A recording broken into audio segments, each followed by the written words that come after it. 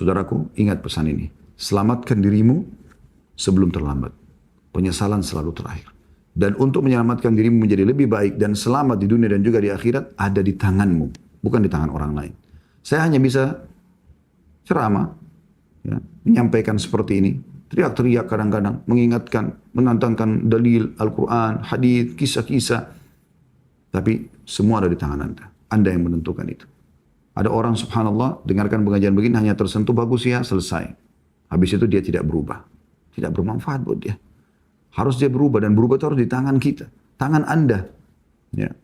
Anda yang bisa menentukan untuk Anda mulai sholat, Anda mulai tutup aurat, Anda mulai meninggalkan riba, Anda mulai semuanya. Dan dengan itu Allah mengatakan walladzina jahadu fina lanahdiyannahum subulana.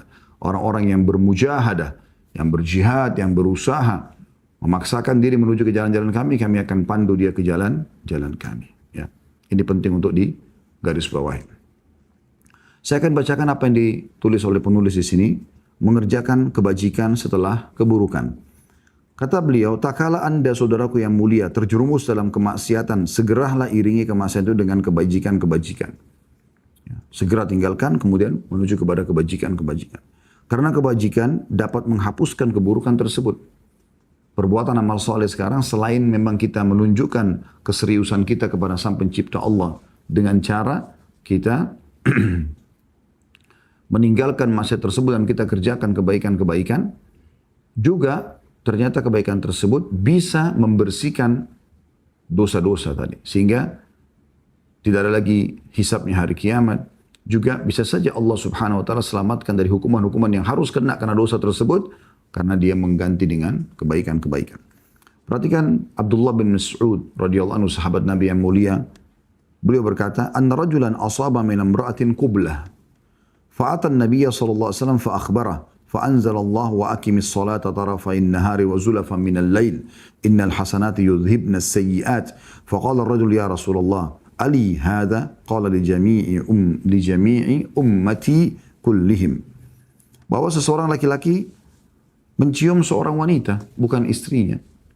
Terjadi ciuman yang haram. Lalu dia datang kepada Nabi SAW dan memberitahukan hal itu kepada beliau. Habis sholat dia mengatakan, ya Rasulullah, saya binasa nih. Karena saya sudah mencium seorang wanita yang bukan halal untukku. Maka Allah menurunkan ayat ini yang artinya, dan dirikanlah sholat pada kedua ujung siang, pagi dan petang. Ya, subuh, ya, kemudian duhur adalah awal pagi, kemudian asar, maghrib dan isya itu di petang. Dan pada bagian permulaan malam, ya, bisa masuk sholat maghrib dan isya ataupun masuk dalamnya sholat malam, ya, tahajud. Ya, sungguhnya perbuatan-perbuatan baik itu akan menghapuskan dosa perbuatan-perbuatan buruk. Dari surah Hud ayat 114. Maka laki-laki tersebut bertanya, wahai Rasulullah, apakah ini untukku saja? Ayat ini hanya turun untukku saja. Kata Nabi SAW, untuk umatku seluruhnya. Untuk umatku seluruhnya, diriwayatkan Bukhari nomor 526 dan Muslim 2763. Hadis ini teman-teman menjelaskan sebab turunnya ayat surah Hud ayat 114 ini, dan ayat ini sangat mulia. Sekali lagi Allah berikan karunia yang luar biasa. Siapapun yang berbuat dosa, selama dia taubat nasuha kepada Allah, kembali kepada Allah dengan tulus, ya, jelas, maka dia pun kemudian sibukkan diri dengan amal saleh, Allah menghapuskan dosa-dosanya. Jadi karunia yang luar biasa gitu. Ya. Bahkan dalam salah satu ayat yang mulia, Allah Subhanahu wa taala mengatakan, "A'udzu billahi minasyaitonir rajim, ulaika alladziina yubaddilullahu sayyi'atihim hasanat." Mereka adalah orang-orang yang Allah ganti dosa-dosa mereka menjadi pahala. Diganti menjadi pahala. Jadi ini karunia yang luar biasa gitu. Dalam riwayat lain milik Imam Muslim, "Ja'a rajulun ila Rasulillah sallallahu alaihi wasallam faqala ya Rasulullah, inni a'alajtu imra'atan fi aqsal Madinah wa inni asabtu minha ma duna an amassaha fa ana hadha faqdi fi ma syi'ta." Faqala lahu Umar radhiyallahu anhu, "Laqad sataraka Allah law satarta nafsak."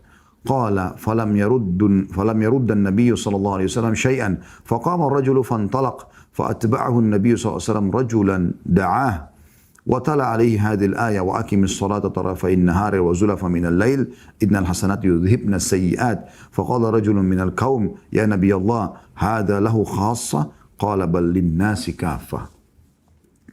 Ada seorang laki-laki datang kepada Rasulullah SAW seraya berkata, jadi ini mirip dengan kisah yang tadi ya, tapi riwayatnya berbeda. Retorika penyampaian pun agak berbeda. Ada seorang laki-laki datang kepada Rasulullah SAW, maksudnya retorika ceritanya ya, alur ceritanya, tapi isinya sama. Ya. Penyampaian Nabi SAW tentang surah Hud ayat 114. Saya ulangi kembali, ada seorang laki-laki datang kepada Rasulullah SAW seraya berkata, wahai Rasulullah, sungguhnya aku telah bercumbu dengan seorang wanita di pinggir kota Madinah, dan aku telah melakukan sesuatu padanya tetapi tidak sampai menyetubuhinya. Ciuman, pegangan, pelukan, tapi tidak meletakkan kemaluan di kemaluan.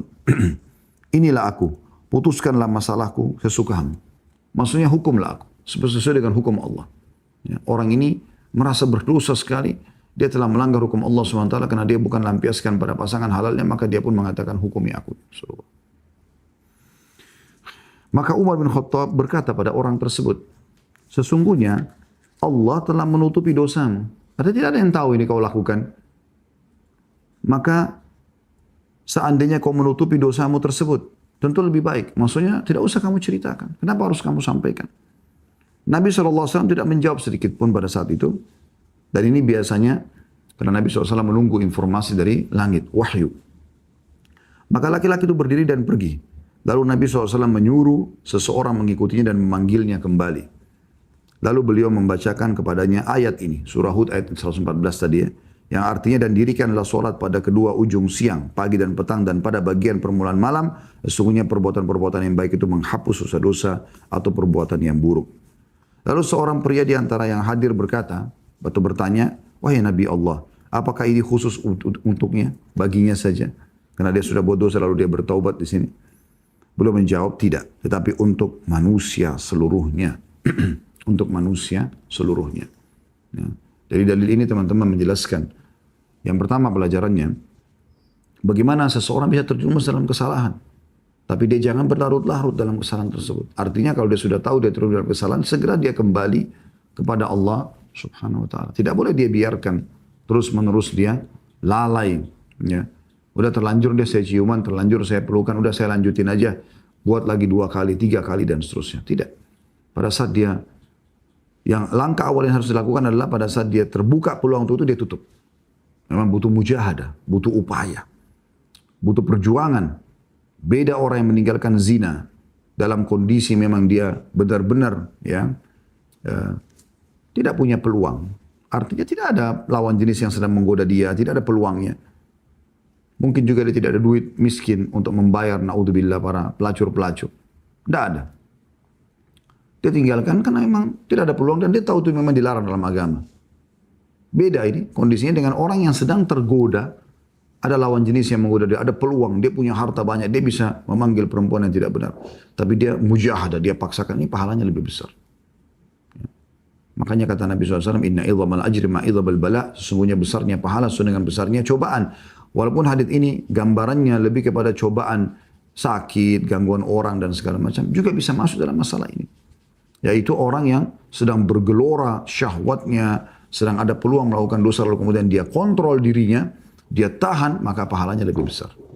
Makanya dalam hadis yang lain kata Nabi SAW, ya, siapa yang menurunkan pandangannya dari haram, ada kesempatan dia tonton, ada kesempatan dia melihat, melirik dan segala macam. Kalau dia tinggalkan, maka Allah akan tanamkan kenikmatan iman pada hatinya sampai menjelang hari kiamat. Nah, artinya kenikmatan itu akan dirasakan walaupun sudah hari kiamat. Subhanallah. Ya. Semoga Allah jadikan kita orang-orang yang seperti ini teman-teman sekalian. Kita menjaga diri dan menjaga hubungan baik kita dengan Allah SWT dengan tidak melakukan pelanggaran-pelanggaran. Dan kita lampiaskan pada yang halal. Ya, pada yang halal.